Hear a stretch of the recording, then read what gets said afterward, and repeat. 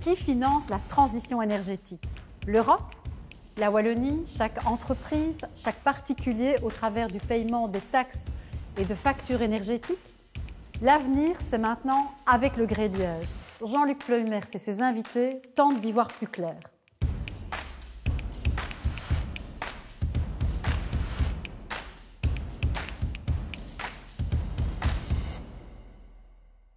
Quel est le coût de la transition énergétique au niveau européen? Vous avez une idée? Allez-y, couchez votre idée sur un papier. Nous, on a les chiffres et on vous les communique pour l'Europe et pour la Wallonie. 170 milliards d'euros nécessaires pour la rénovation énergétique des bâtiments d'ici 2050. Je peux vous citer un autre chiffre, si vous voulez.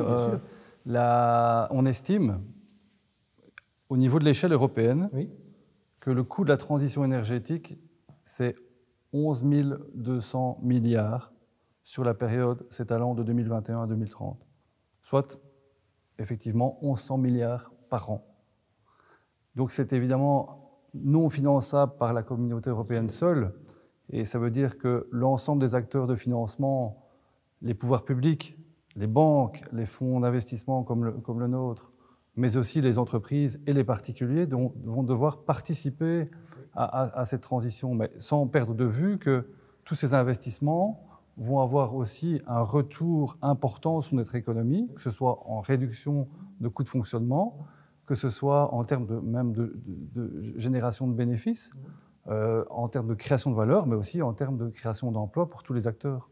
Au niveau du Green Deal européen, on parle d'investissements dans ce domaine de 1000 milliards d'euros sur la décennie 2021-2030. Aujourd'hui, les astres sont alignés. Que l'on parte de l'Union européenne à la Belgique, à notre région wallonne, les objectifs semblent clairs.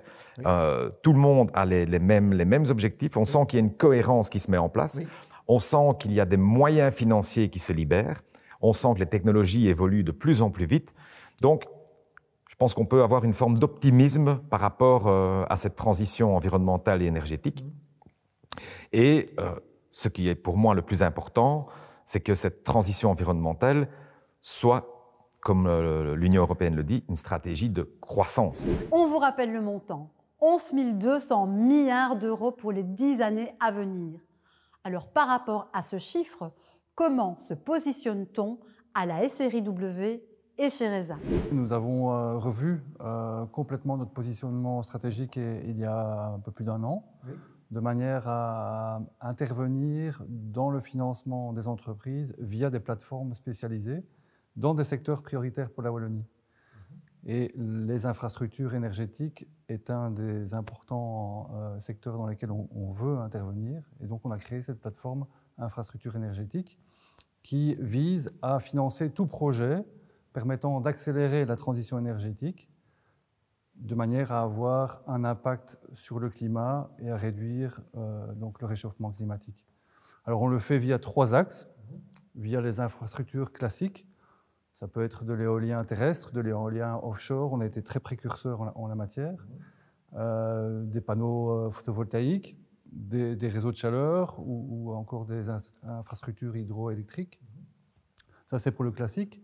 Mais on intervient aussi dans des infrastructures de type plus innovantes, comme des microgrids, donc les communautés d'énergie, la production d'hydrogène en tant que stockage potentiel, des installations de décarbonation ou encore du stockage.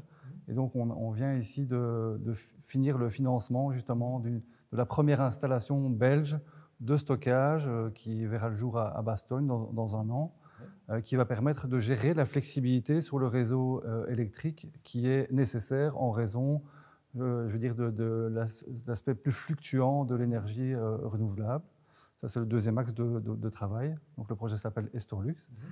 Et le troisième axe, c'est tout ce qui est services et technologies associées donc, à ce secteur énergétique.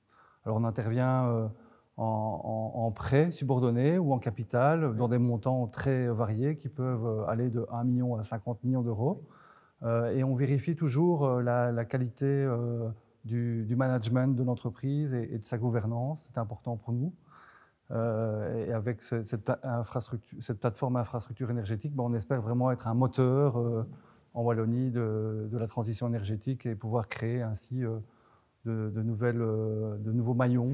Nous fonctionnons dans le cadre d'un monde régulé, oui. La régulation, et donc le régulateur nous accorde finalement des enveloppes de fonctionnement, ce qu'on appelle le revenu autorisé. Oui. Et il est évident que celui-ci va comprendre un certain nombre d'investissements. Il y a aussi aujourd'hui des différents fonds qui existent. Il y a le fonds de la transition énergétique, on voit aussi différents plans, les plans de relance du gouvernement fédéral, le plan Get Up Wallonia. Donc on va évidemment essayer d'aller chercher tout ce qu'on peut aller chercher. Et puis il faudrait aussi planifier les investissements pour ne pas faire exploser évidemment la facture des citoyens. Ça, le régulateur est très attentif à cela. Mais c'est évidemment beaucoup de moyens qui seront au travers de nos enveloppes régulées. La SOCOFE est un outil wallon, comme ça. Ouais. Pouvoirs locaux wallons. Pouvoirs locaux wallons, qui investit pas seulement en Wallonie, mais qui investit aussi en offshore, enfin c'est la Belgique. Oui. Il y a d'autres investissements prévus à l'avenir dans d'autres pays ou en Wallonie? Tout d'abord, ce que nous voulons faire également avec la SOCOFE, donc je vous disais, à côté des GRT, donc des gestionnaires de réseaux de transport dans lesquels nous sommes très actifs, à côté de l'éolien, où là, nous sommes dans les pionniers en matière d'éolien offshore en Belgique, nous souhaitons garder cette longueur d'avance et être présents dans la seconde zone offshore qui va, bien entendu, s'ouvrir d'ici quelques années en mer du Nord. Et nous voulons aussi investir dans de nouvelles infrastructures, des nouvelles technologies. Historlux, avec cette batterie, cette capacité de stockage à grande échelle. Nous examinons également les autres infrastructures ou autres solutions qui se mettent en place. Et, si possible, en permettant à la SOCOFE de soutenir des projets wallons, bien entendu. Et je reviens également une seconde sur notre première mission, donc au niveau des GRT, donc Elia et Fluxys. Il est clair que Elia et Fluxys sont des acteurs majeurs également de la transition énergétique. Prenez Elia, qui est chargé notamment de faire en sorte que l'électricité produite par ces fameuses éoliennes offshore arrive sur la terre ferme. Donc il y a toute une série de process et d'investissements qui sont réalisés dans cette matière-là. Fluxys doit réfléchir à son avenir. Est-ce qu'il y aura encore du gaz naturel demain dans les pipelines, ou est-ce que ce sera de l'hydrogène vert ou d'autres gaz de synthèse? Donc là aussi, la SOCOFE compte, de par son impact sur ces GRT, pouvoir aider à la transition énergétique, mais aussi permettre à ce que ces GRT nationaux fassent fonctionner des entreprises wallonnes. Voilà pour le secteur public et du côté des entreprises. Il faut que les entreprises participent et il faut également que le pouvoir politique ou public participe.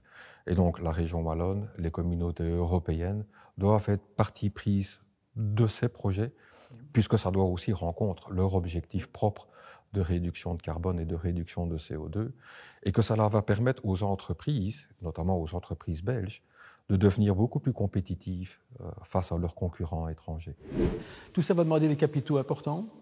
On les trouve dans les fonds publics, en tout cas au début, parfois à la recherche. Et puis il y a tous les investissements. On a déjà une vision de la façon dont les choses vont se dérouler, qui va intervenir à quel moment?